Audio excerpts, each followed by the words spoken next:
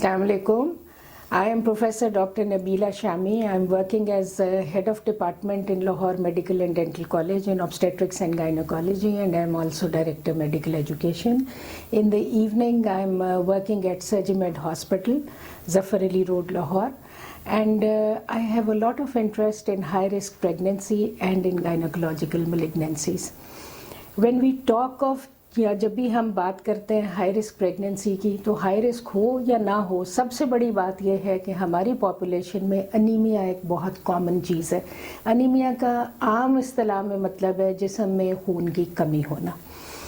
पाकिस्तान में जितने लोग होते हैं, जितनी ख़वातीन आती हैं हमारे पास, उनमें खून की कमी की बहुत सारी वजूहात होती हैं, जिनमें सबसे कॉमन और सबसे अमूमन वजह जो है वो ये होती है कि फौलाद की कमी होती है जिस्म के अंदर, जिसको हम आयरन डेफिशिएंसी अनीमिया कहते हैं। इसमें कई वजूहात हो सकती हैं। आयरन खुराक में कम होना, खून का ज़्यादा बह जाना, खून का प्रॉपरली बनना ना, या उसमें कोई प्रॉब्लम्स होनी, या हमारी और डेफिशिएंसीज, बहुत सारे बच्चे जिनके पैदा होते हैं, बच्चों के दौरान वक्फा नहीं होता, उनमें भी आयरन डेफिशिएंसी एनीमिया कॉमन होता है। अब आयरन डेफिशिएंसी एनीमिया का एक ही हल है कि उसको ठीक किया जाए। अगर किसी इंसान को जो उसको ऑक्सीजन मिलनी चाहिए वो आधी मिले, तो ज़ाहिर है उसकी एफिशिएंसी, उसकी काम करने की सलाहियत, उसकी सेहत, हर चीज़ जो है कॉम्प्रोमाइज़ होगी। और उस कॉम्प्रोमाइज़ को बचने के लिए अनीमिया को करेक्ट करना बहुत ज़रूरी होता है। अनीमिया को ठीक करने का मतलब ये होता है कि हम उसकी वजह पे पहुँचे और उसको ज़्यादा आयरन दे मरीज़ को।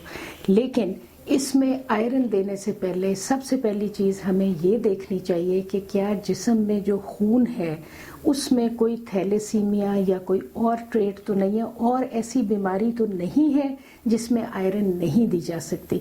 अगर सिंपली डायग्नोज हो जाता है कि आयरन डेफिशिएंसी एनीमिया है, तो फिर उसको सही करने के मरीज़ को बहुत सारे तरीके।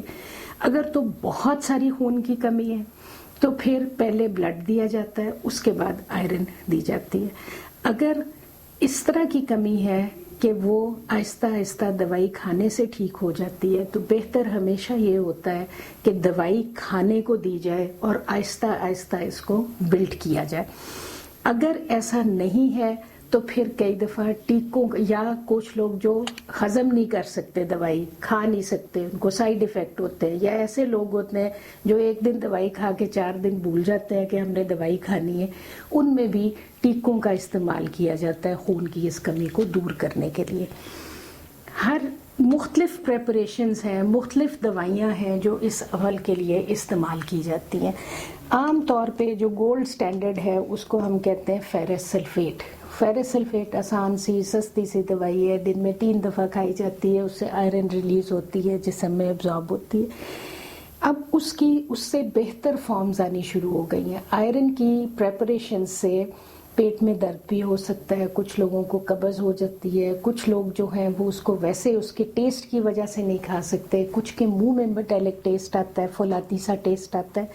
इन चीज़ों के लिए फिर बहुत सारी इम्प्रूवमेंट्स की गई, मुख्तलिफ तरह की दवाइयाँ आई, कैप्सूल आए, सिरप आए, फिर ऐसी चीज़ें आई कि सैशेज़, छोटे छोटे पुड़ियाँ जिनको हम कहते हैं सैशे, वो आ गए कि सैशे को खोलें, पानी में डालें और पी लें।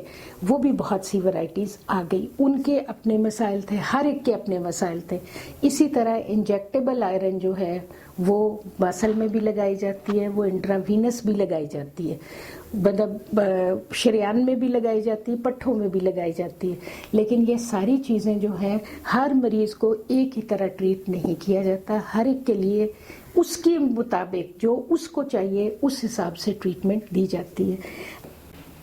मार्केट में नई चीज़ें हमेशा इनोवेशंस आती रहती हैं, नई नई चीज़ें। उसी तरह की एक चीज़ सोडियम फेरिडिट्रेट भी आई है जो फीमैक्स के नाम के ऊपर मार्केट में इंट्रोड्यूस हुई है। ये भी सैशे हैं और इनकी ब्यूटी ये है कि इस सैशे में विटामिन सी साथ एडेड है। हम सबको पता है कि विटामिन सी देने से या विटामिन सी के ساتھ لینے سے آئرن کی ایبزارپشن بہت بہتر ہو جاتی ہے. تو جب یہ دو چیزیں ان کمبینیشن اکٹھی ہیں تو ایبزارپشن بہتر ہوگی. اس میں 27 ملی گرامز ایلیمنٹل آئرن ہے, اور اس کی اچھی بات یہ ہے کہ اس کا ٹیسٹ جو آئرن کا ہے وہ ماسک کیا گیا ہے ایپل فلیور کے ساتھ, یعنی سیب کا جوس لگتا ہے کہ آپ پی رہے ہیں جب آپ اس دوائی کو استعمال کرتے ہیں. تو میرا خیال ہے کہ جہاں ہم ساروں کا انٹرسٹ یہی ہے کہ ہم اپنے مریضوں کا بہتر طریقے سے علاج اور خیال کر سکیں. اگر کوئی ایسی چیز جو مریضوں کے لیے زیادہ ایکسیپٹیبل ہو اور ان کو فائدہ دے تو ہمیں وہ ضرور ٹرائی کر کے دیکھنا چاہیے کہ ہمارے مریضوں کی رسپانس اس میں کیسی ہے. Thank you.